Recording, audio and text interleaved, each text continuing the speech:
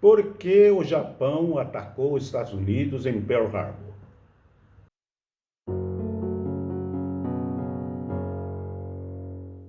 Olá, pessoal.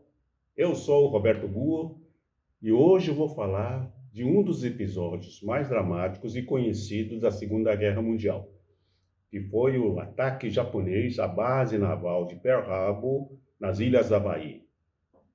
E foi um ataque de surpresa porque o Japão não estava em guerra contra os Estados Unidos ainda. Como que foi esse ataque? Aviões que decolaram de porta-aviões de uma frota japonesas bombardeou a base naval, afundou ou destruiu cerca de 50 navios de guerra dos Estados Unidos, além de ter destruído mais de 300 aviões que estavam estacionados na base aérea perto da base naval. Esse episódio fez com que os Estados Unidos entrassem na guerra contra o Japão e precipitou a entrada dos Estados Unidos na Segunda Guerra Mundial. Mas por que o Japão atacou? Assim do nada? Eu vou explicar para vocês. Mas a gente tem que voltar um tempo atrás. Que, na verdade, o ataque à base naval de Pearl Harbor não é o início do conflito entre os Estados Unidos e o Japão. Esse conflito já tem mais de 4 anos. O Pearl Harbor é mais ou menos depois da metade. Tudo começou em junho de 1937, quando o Japão invadiu a China. Isso desagradou os Estados Unidos, por quê? Os Estados Unidos queriam fazer negócio com a China, porque a China é a maior população do mundo. Naquela época, a China tinha 600 milhões de habitantes, que correspondia a um quarto da humanidade. Era um mercado imenso que precisava de tudo quanto é tipo de mercadoria dos Estados Unidos. Com a invasão japonesa da China, os Estados Unidos ficaram privados desse imenso mercado. Primeiramente, os japoneses atacaram Pequim, invadiram Xangai, Cantão e, por fim, tomaram Nanquim, que era a capital da China naquela época.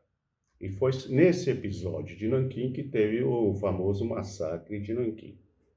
Então, a desavença dos Estados Unidos com o Japão começou nesse período.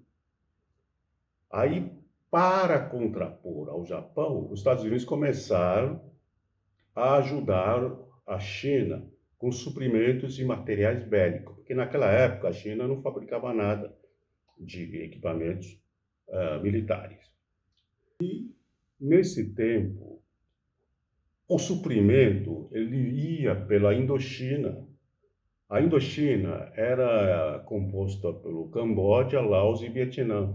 Indochina naquela época era a colônia francesa. Mas em setembro de 1940, o Japão, aproveitando a derrota francesa na Europa para a Alemanha, invadiu e tomou a Indochina e privou a rota de suprimentos para a China. Os Estados Unidos tiveram que mudar a rota para a Birmânia para entrar na China, e essa rota era muito mais longa. Isso precipitou as coisas com os Estados Unidos. A partir daí, os Estados Unidos começaram a fazer sanções econômicas contra o Japão. Proibiu de vender alguns produtos que pudesse o Japão usufruir para a sua indústria bélica. Mas nada disso adiantou. Até que, em junho de 1941, os Estados Unidos fizeram o embargo de petróleo contra o Japão. Eu vou explicar para você por que isso foi importante. O Japão não produz uma gota sequer de petróleo. E naquela época, os Estados Unidos eram o maior produtor, maior consumidor e o maior exportador de petróleo do mundo.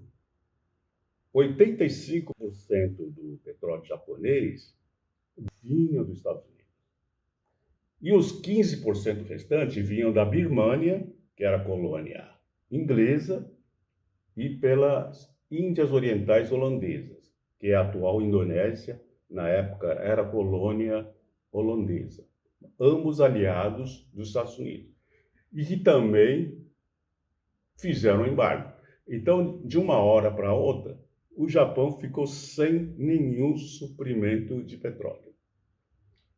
Além disso, os Estados Unidos fizeram o congelamento dos ativos japoneses nos Estados Unidos. E a condição para os Estados Unidos retirarem o embargo era o Japão sair imediatamente da Indochina e sair aos poucos da China. O Japão ficou num dilema, porque as reservas de petróleo só daria para mais um ano, mesmo com o racionamento de petróleo no país. Depois disso, ele não tinha como sustentar a guerra contra a China. Então ele ficou sem opção. Ou ele retirava da China e da Indochina e se humilhava perante os Estados Unidos, ou ele buscaria o petróleo à força na Birmânia, que era a colônia britânica, e as Índias Orientais Holandesas, que era a colônia holandesa. Mas para ele pegar esse petróleo, ele tinha que neutralizar a frota americana do Pacífico, que ficava em Pearl Harbor. Entendeu? Então, eles decidiram ir para a guerra para assegurar o suprimento de petróleo. Mas, como assim? Naquela época, o Japão, apesar de ser uma potência militar, a economia e a produção industrial japonesa era apenas de 10% dos Estados Unidos.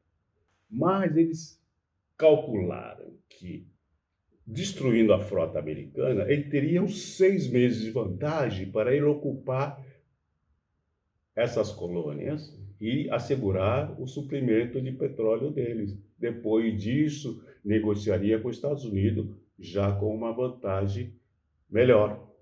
Isso foi a razão principal.